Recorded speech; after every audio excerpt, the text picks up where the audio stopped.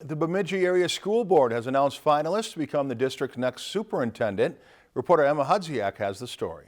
Back in January of this year is when Bemidji Area Schools Superintendent Tim Lutz had announced his retirement of his position, and it was shortly after, back in February, when the workshop preparations to finding potential candidates began, which led to last night's school board meeting. After this evening, they will be narrowing down the candidate pool to choose a handful of individuals to interview.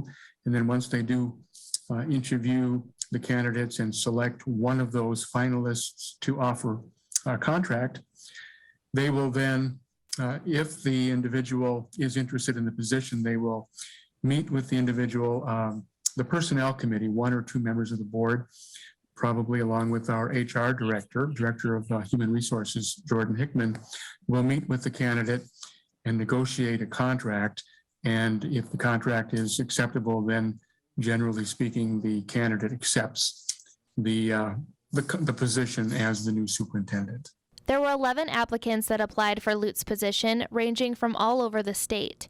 Out of those 11 applicants, 5 finalists were selected last night, and now 4 finalists remain today. A lot of good experience, a lot of outstanding credentials in the pool of applicants. So after the board had a chance to review those applications, then last evening we narrowed it down to our final 5, which has now become our final 4 because one applicant has made other job arrangements. So we are down to the final 4, and we will look forward to interviewing those individuals on Monday starting at 4 p.m.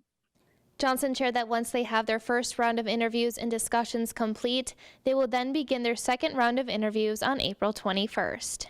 Reporting in Bemidji, Emma Hudziak, Lakeland News. And here's a look at the finalists. Jeremy Olson is currently superintendent of Crookston Schools.